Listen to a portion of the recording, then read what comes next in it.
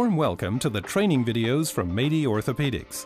The following film will give you helpful hints on patient care with the M.4s M4s OA knee brace. The M4s OA is mainly used for the treatment of painful osteoarthritis of the knee. Osteoarthritis, that is, wear and tear of the cartilage surfaces in the knee, can often be traced back to misalignment of the leg's axis. The orthosis uses the three-point principle to relieve pressure on the affected compartment and prevents lateral bending of the knee joint into a damaging varus or valgus deformity. The additional option of limiting extension and flexion protects the affected knee joint from damaging movements to maintain the patient's treatment status. To determine the correct size of the orthosis, please measure the circumference of the affected leg 15 centimeters above the middle of the knee joint on the medial side. You can then select the suitable product from the size chart. The knee orthosis can now be adjusted. 0-degree extension wedges are pre-installed in the M4s OA. The wedges define the radius of movement of the knee. To set the limits of extension and flexion, please first remove the side covers. Now undo the screw and pull the wedge out. You will find the replacement wedges in the wedge set. The engraved description helps you find the correct wedge. Push the new silver extension wedge into the hinge from the front.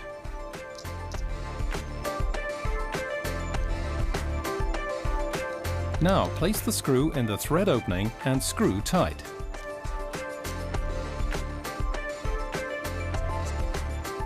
The black flexion wedges are slid in from the back.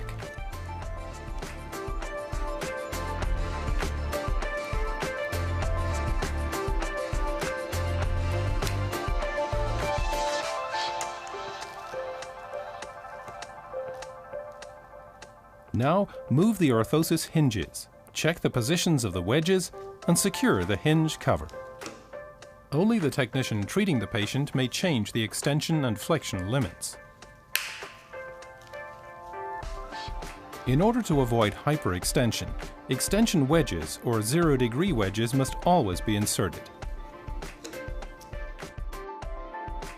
The M.4s bending tool can be used to help mold the orthosis closely to the patient to guarantee the best possible fit. This prevents painful pressure areas and guarantees the best possible comfort in wear, especially in the case of varus or valgus deformities of the knee. Please note the following points when adjusting the orthosis. Avoid damaging the hinges at all costs. The hinges should never get between the two bending tools.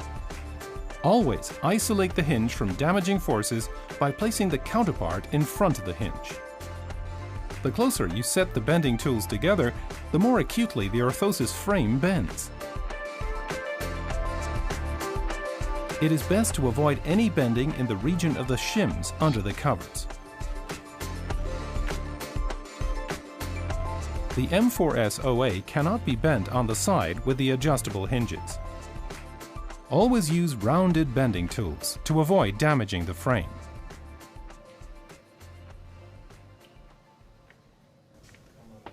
Remember that a closed system, like a rigid frame brace, can only be bent a certain amount. Mold the orthosis in small increments to match the contour of the leg and avoid overcorrection. Replaceable pads can also be used on the medial sides. This guarantees that the orthosis fits perfectly, even on very thin knees or when swelling varies.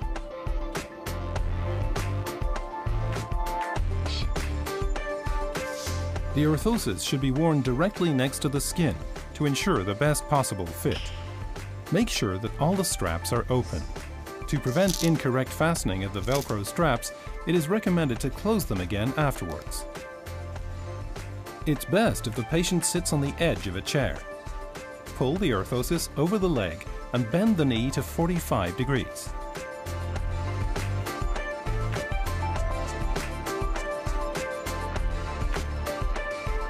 Position the orthosis so that the middles of the hinges are at the level of the superior border of the kneecap.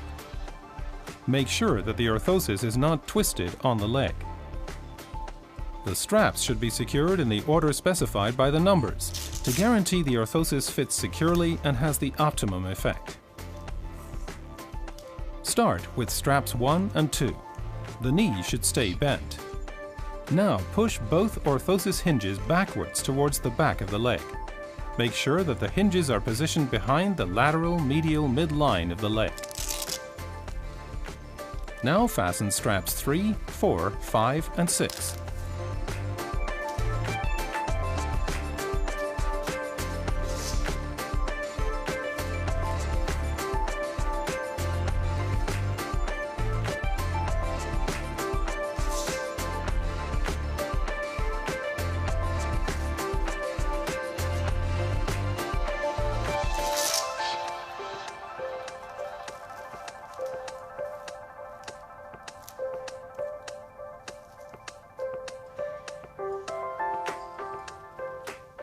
It is now recommended to walk a few steps and check again that the orthosis fits properly.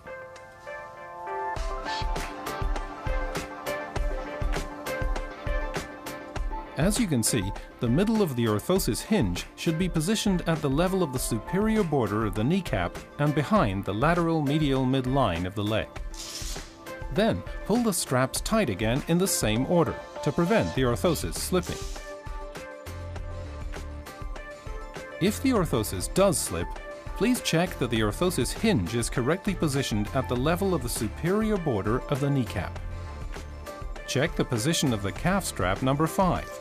This should cross above the widest part of the calf muscle. Add padding to the inner surfaces of the knee hinges, using the extra padding supplied with the orthosis. Wear the orthosis directly next to the skin, whenever possible. The hinges above and below the knee joint can be set to reduce varus for bow leg deformities and reduce valgus in knock knee deformities, depending on the product variant. In this case, it's advisable to show the patient how to set this himself, in order to be able to adjust the orthosis to the treatment status at any time. With the patient sitting, set the varus valgus hinges to the neutral position with the help of the Allen key. This has been achieved if the pad lies flat on the orthosis hinge, but exerts no or only very gentle pressure at most.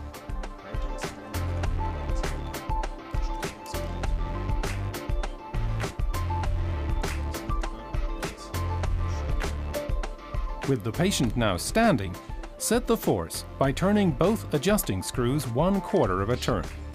This setting is a good starting point when wearing the brace for the first time. Make sure the orthosis has been applied properly. For conservative treatment, the orthosis should not be worn for more than 2 hours a day. The orthosis can then be worn for longer periods depending on how well the patient tolerates it.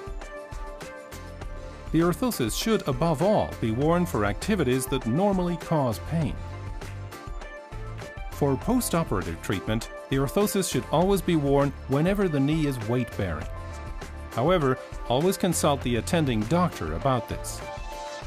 Please note that extreme settings have no therapeutic value. They simply cause more pain. The inner pads and condyle pads can be washed by hand in cold water and a mild soap solution. Leave them to dry in the air.